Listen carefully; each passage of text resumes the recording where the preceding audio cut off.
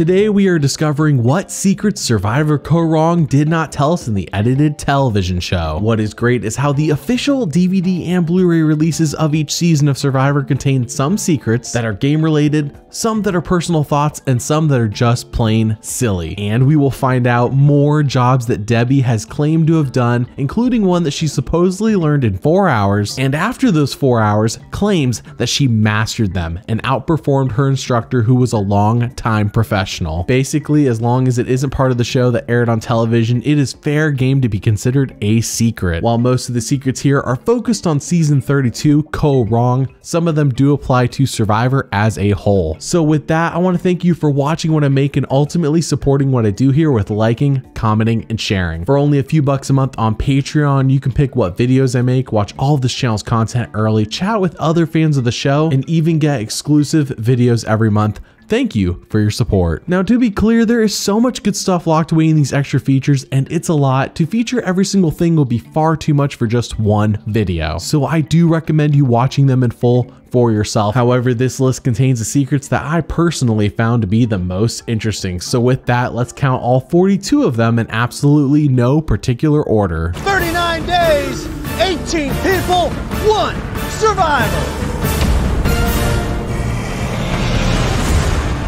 Number 1. Ever since seasons 19 and 20, Survivor changed how they shot the show to always shoot their 2 seasons a year back to back in the same location. But why? Why exactly do they do that? Well, actually, in an interview that Jeff Probst did during Kaoh Rong, he explains this. The way we shoot Survivor is we shoot 2 seasons in a row. So we camp out on an island and do a group, and then we reset, build a new tribal council, and do another group. But what it allows us to do is really get maximum value for our budgets because we are on location. We don't have to spend all that money traveling somewhere else. So it's been a really good thing for the show. Number 2. When Survivor first started, it was a real risk and something that did not have the budget nor the crew that the modern show enjoys the luxury of. So how much has it grown? Well, the crew has quadrupled in size for one thing. When you and I met, I think our crew was 85 total. And we're now with locals around 400. We want the show to be authentic to that culture. And also, we want to bring money into that culture. In exchange for them letting us drop in on their island, we like to leave behind a lot of money so that their lives can prosper as well. Number 3. A small vocal part of the Survivor fan base says, let's only cast superfans. I know I've been guilty of this in the past myself. However, there's a good reason why Survivor doesn't only cast those who apply for the show, and here's Jeff Probst's explanation for this. People send in a lot of tapes and things like that, right. But we're also always looking for people because what keeps the game fresh is having different perspectives. So you do want a lot of super fans, that's fun, right. But you also want somebody coming in saying, never really studied it, because they messed the game up. Number 4. What exactly got Jeff Probst into Survivor? Now, I know this is not really about Kaoh Rong in particular, but he talks about it during that same interview during Kaoh Rong, so I will let it slide. He basically says that once upon an island and I are on the same page. That's right, he doesn't reference me at all, but we are on the same page here. The best part for him is the storytelling. I said what appeals to me about this the most is that you're going to tell these long form stories over 13 weeks with 20 people where you get to actually dive into their life and you get to know somebody. I don't think of myself as a game show host on Survivor. Survivor's technically a game show. Right. But it's a storytelling journey that's all about the people and the personalities. Yes, yeah. I'm a storyteller. And that's why I want to be involved in this. Number 5. At the end of Survivor Winners at War, you may recall Jeff infamously saying that they want 16-year-olds to apply for the show. And then the endless speculation ensued about whether a teenage edition of Survivor was going to take place. And as it turns out, Survivor's been working on this idea a lot longer than any of us realize. You can't do a Survivor with kids because of the legalities, right? I mean, has that ever been pitched? We keep talking about it. But you couldn't, could you? We keep talking about how could we do it. We haven't quite hit it yet, because what I wouldn't want to do is a participation trophy version where just for being out here, you get, that would be no. Survivor's, part of the appeal of Survivor is you have to outlast people. People are eliminated. That's the scary part about doing it with kids. I wouldn't want to be a part of a show that hurt a kid's psyche when they're still developing their sense of self. So you'd have to find a way. Yeah, that's a big issue nowadays. Number 6. Debbie is a unique character. I can't say she fills any archetype that we commonly see on the show, like the superfan nerd or the loving mom. But there is actually one other player she is similar to, and both her and Jeff Probst recognize this. Captain Debbie is best likened to somebody like Coach. She will say, well, you know, the torque on an engine on one of those boats is actually 2 points off to the... I don't know what you're talking about. That's what I liked about him. He was an older guy going out there saying, you know what, screw it. I'm going to have fun. I don't care what people have to say about it, and I'm going to do my best. And I really admire that. Number 7. Did you know that Survivor has an IQ test for everyone who plays? If you knew that, then your IQ is probably higher than mine. While that is just a small secret within itself, the bigger one is finding out that the first player to ever get a perfect score on this test exists in this season. So who is it? Liz. She's the only person in the history of Survivor to score perfect on the IQ test. When she finished the IQ test, she did the next test, which I don't think anybody's even tried. Number 8. What if Michelle had not made Final Tribal? What if Sydney had taken her place? Would Aubrey have won, or would Sydney have taken Michelle's crown as queen? Well, if Michelle were on the jury, she knows exactly who she would have voted for. For the million, Aubrey. Based on pure gameplay, Aubrey she came in with a focus. She got, people one-on-one, and she really made moves happen, and she moved with intent and purpose, and I really respected her gameplay. It's kind of why I was gunning for her for so long. I literally was gunning for her for maybe 6 votes. Number 9. If you are a filmmaker of any sort, then you know how important storyboarding is. What I didn't know, though, is that Survivor essentially does this for their challenges, as Jeff Probst shows us a rare glimpse of. This is a little something I don't think we show you very often. This is kind of what we draw up when John and his guys in the challenge department come up with a challenge.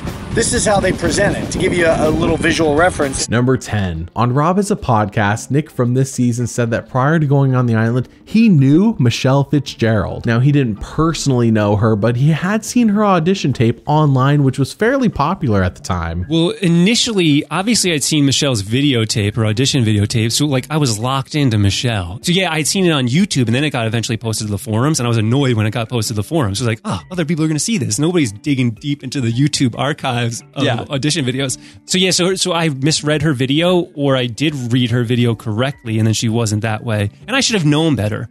Nobody's really liked their audition video. Number 11. Michelle may have gone on to win the season, but who knows what really would have happened to her had Beauty gone to the first tribal council instead of Braun, because according to Nick, her neck was on the line. So on day 1, word is floating around that Michelle is going to get voted out by the girls? The girls wanted her out because Anna did have this weird reason, because she was the other brunette girl or something like that. She didn't tell me that. And Michelle you saw this in the game, actually. She tends to be a little passive, especially socially and strategically, and so it takes her some time.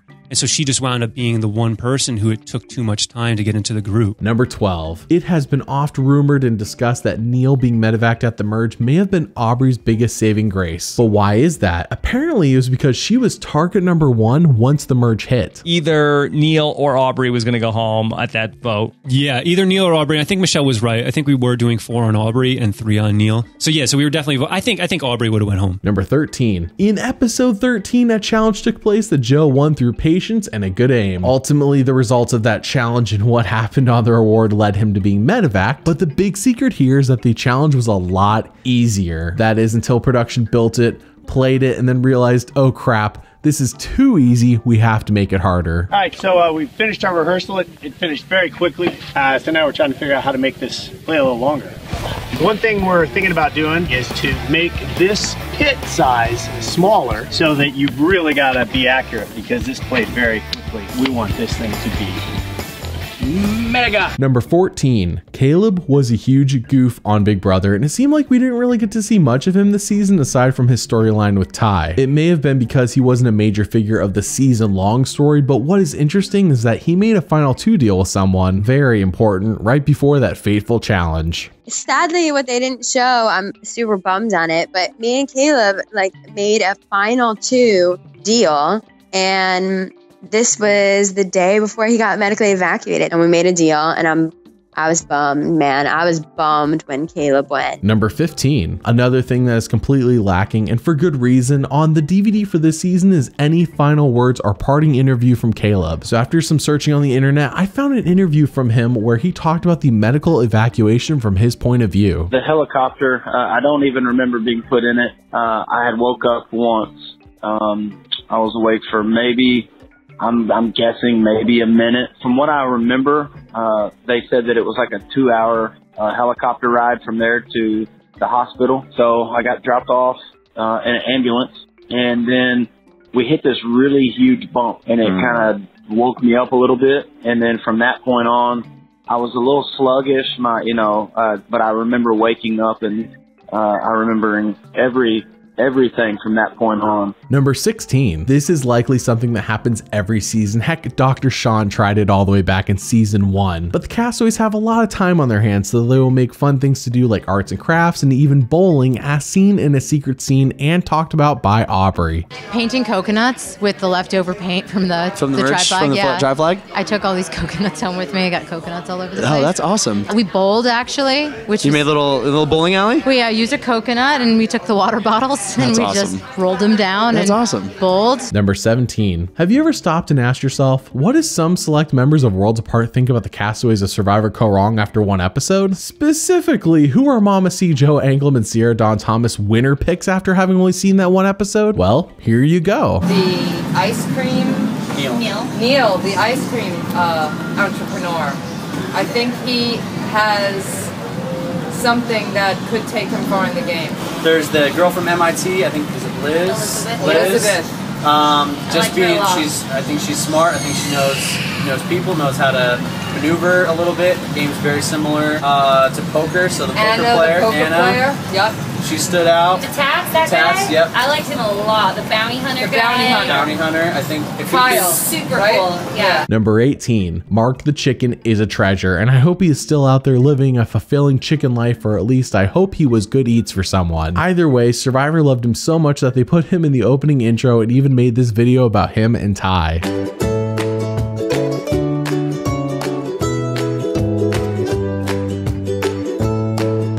Number 19. Once the tribes swap in episode 5, every player has to do their best to integrate with their new tribe mates. That is to ensure their safety at future tribal councils. Debbie, on the other hand, is not great at this, and Neil really does his best to help her, but she straight up does not care. Tone down your chattiness a little bit, because like you're talking with them like it's our old camp where you know everybody.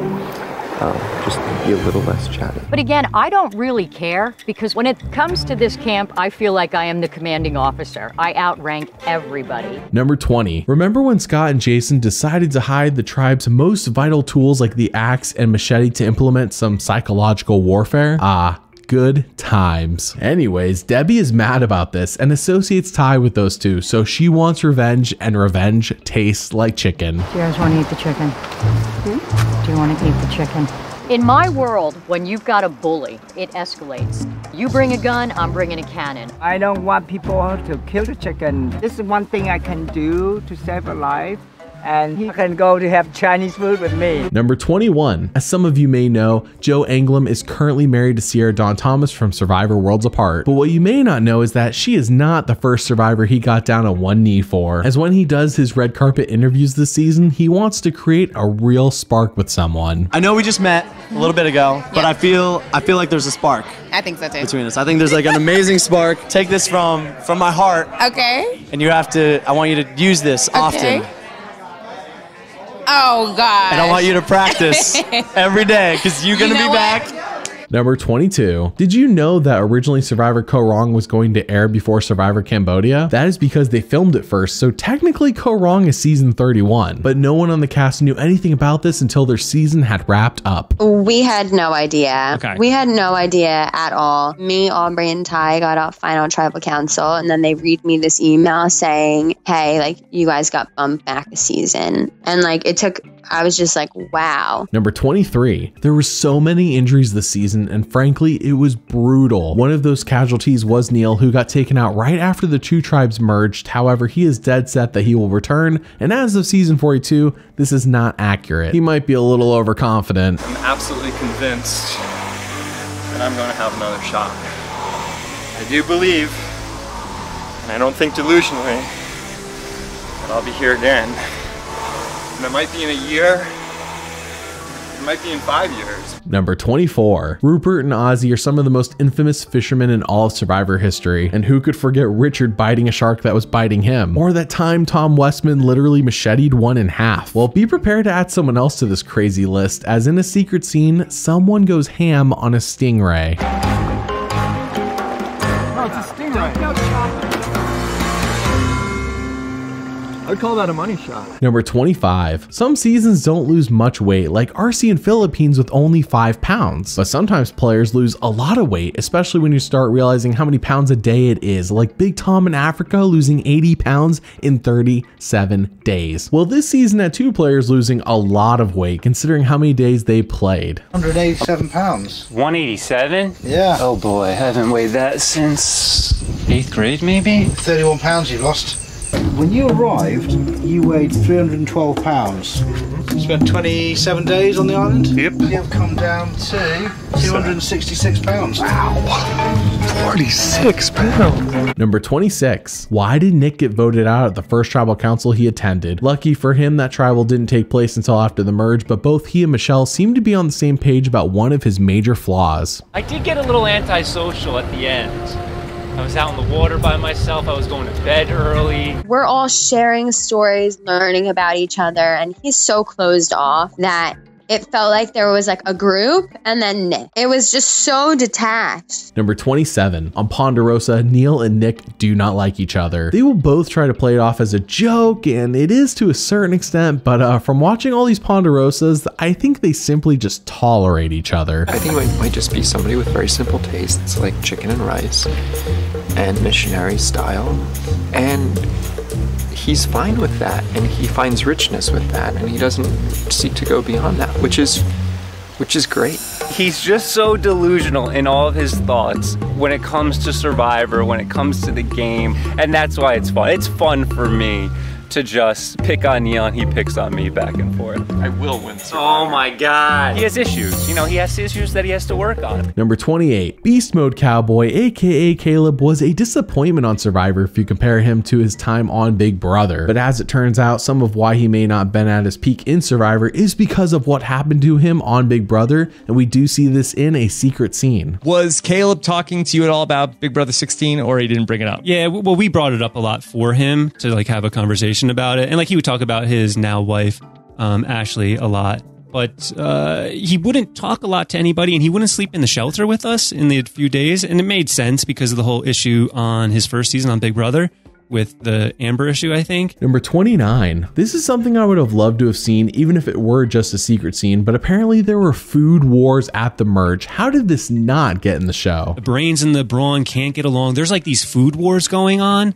Debbie and Joe are eating too much food. Scott and Jason hate how they're eating so much food. And so there's so much tension and we're in the middle. And so I was laughing about it. Number 30. How did Aubrey lose to Michelle? Some of us have figured it out and some are still baffled. If Aubrey had 2 of the votes Michelle received, she wins. And I do think we're going to find 2 of those votes pretty easily in the rest of these secret scenes and Ponderosas. Here's how she lost Debbie's vote. You know, I was blindsided, and the biggest shock is Aubrey and I had a bond that I just didn't think was going to give. Aubrey, you lost my vote if you make it to the end, though. Number 31. Nick thinks Debbie is delusional, and I would say a lot of the general audience who watched this show agreed. How can you not with what we saw from her this season? However, believe it or not, Debbie has actually done even more jobs than what we saw her mention on the show. Yes, I have gotten offers from Colombian drug people, you know, to do their chemical analysis. I'm trained in search and rescue. And you could take ballet for 30 years, gymnastics forever, and not be as flexible as I am. Number 32. Here it is, the big one. Debbie learns a skill in a matter of 4 hours that has her outperforming her professional instructor who's been doing it for years. What is this skill, and why does this sound like something that would happen only in a movie about a chosen one? I went to a Renaissance fair with my mom and my sister, and they were kind of boring me. And there was a very large roped off area. $1, learn to juggle. They came back in an hour, I wanted to stay. 2 hours, leave me. 4 hours, I could juggle. And my juggling instructor said it took him 2 years to learn to juggle. Number 33. Julia claims that she has been watching the show since she was 5, and I don't doubt her, but I don't think she is a super fan, and here's why. Her dad makes this amazing reference from Survivor Blood vs. Water, and Julia just takes it at face value, not realizing the amazing meme he is referencing. I've grown up watching Survivor since I was like 5 when it first aired. Yeah, I'm happy that I'm part of the jury. My dad was like, before I came out here, my dad was like, make the merge and make the jury or you'll never get a date. So I'm glad that I'm glad that I'm on the jury. Hayden's gonna be so disappointed. No one wants to date someone who doesn't make the merge. He's gonna dump me. Number 34. So we know how Aubrey lost Debbie's vote, a crucial one that she would have needed at the end, but how did she lose Julia's? So I decided to go with them and hopefully that would benefit me later on, and then Aubrey screwed me over. Number 35. Joe sadly was taken out at the final 5 for medical reasons from overstuffing himself on that reward. However, what is a true surprise here is who he was friends with before the season began and how that person inspired him to get on the show. And then meeting Rudy Bosch last summer, we struck a friendship last summer, and he said, Joe, you ought to submit a tape. He said, Jeff would probably like it, and I did. Number 36. What was the jury thinking? The show doesn't make it super clear to the casual fan how Michelle beat Aubrey. We know how Aubrey lost Debbie and Julia's votes from what we have seen in this video so far, but what in general were the thoughts about both of them from the jury? Well, thankfully, Nick gives us the lowdown as someone who voted for Aubrey. Aubrey, her big negative was she was indecisive. She was wishy-washy. She was weak when it came across as her personality. Everybody was right who said that about her, and everybody said that about her on the jury. And then Michelle was not intelligent. She was not playing smart. She was always a vote. She was a follower. She was a vote. Not intelligent in the game. In the game, correct. Like a joke on the jury was Michelle was watching Survivor instead of actually playing it. Like she's watching it on her television. Number 37. Remember pre-Game Changers when the jurors would each get to individually ask questions of the finalists? How did they come up with those questions? Were they fed them by production? Well, here's Nick giving us a glimpse into how it used to be. I didn't really know what I was going to say, and like I only gave Jeff, because you meet with Jeff one-on-one, or sometimes Matt Van Wagenen comes to Ponderosa, or he's on the phone, and you go over like, oh, where are you thinking? Like, what are you going to ask? And he like types out notes and stuff like that. Number 38. Ponderosa, for the most part, is a friendly place, but it does seem like at least once a season there are issues between two players. So what about this season? That issue is between Sydney, Scott, Jason, and Julia, of all people. Sydney got eliminated and she's burned a lot of people. Thank you. So she really didn't get a greeting from everybody. Myself, Scott, and Julia. Yeah, I don't really care either way, especially when people are begging me to leave the game, but yet they can't speak when I'm here. Number 39. Darnell may have been voted out first, but in my opinion, he was voted out far too soon. In a secret scene from his time in the game, he wants to become more flexible like Sydney and Jennifer physically, so he attempts to do yoga. Attempts being the key word there. That was my first yoga experience. I was like, hey, I'm gonna go out here and be with the girls, you know, I wanna have fun. I didn't even know the human body could be in the way that these women are doing. Darnell is not the most graceful goose. Whew. Push to the center. Squeeze, you gotta squeeze your legs together, push to the center. I got down on that ground. I couldn't get it. I played it off. That's why I got up. Yes. Oh my God, it feels so good. Number 40. This one is a bit weird, and thanks to Sarah for finding this and sending it to me on Instagram. But apparently Liz from this season met Stephen Fishback through OkCupid in hopes of dating him, and instead ended up having him help her get on Survivor. Links in the description for the full article about this. Number 41. When Neil got medically evacuated from the game, I immediately wondered, like Aubrey, why didn't he give her the idol? Well, I found an interview online where he explains his reasoning, and to me it just comes across as selfish. You know, thinking about how my death gave her life to the game, I felt like I didn't owe her anything, and it was this one trinket, this last physical thing that I could grasp onto that could, you know, it felt like I was keeping part of the game alive by holding on to it. And then I immediately regretted it. Just going out on the boat, I just immediately regretted, like, why do I care about this friggin' thing. Number 42, a little known underrated thing to care about when you go to play Survivor is the time you're doing pre-game things on location but can't actually talk to the other players, but you all see each other. This can have an impact on your first impression in the game, and Debbie was not aware of this, or did not care, at least according to Michelle. There's a deck with all these like chairs, and they're kind of like uncomfortable, like tables, whatever. And then there's this beautiful swinging hammock, and it's like gorgeous. Yo, Debbie would get there first. She'd have a pile of snacks next to her, and she would just post up there from sunrise to sundown, and nobody else got a spot in the hammock. And I'm like, yo, this girl's crazy, because that's the prime location, and she just thinks that she's about to own it right from the get. I was like, no way. So which secret blew your mind the most? Comment below and let me know. Thanks for watching, and if you like the content you see here, then please consider supporting me and this channel on Patreon. Your financial support makes this channel possible, so thank you, and thank you for watching.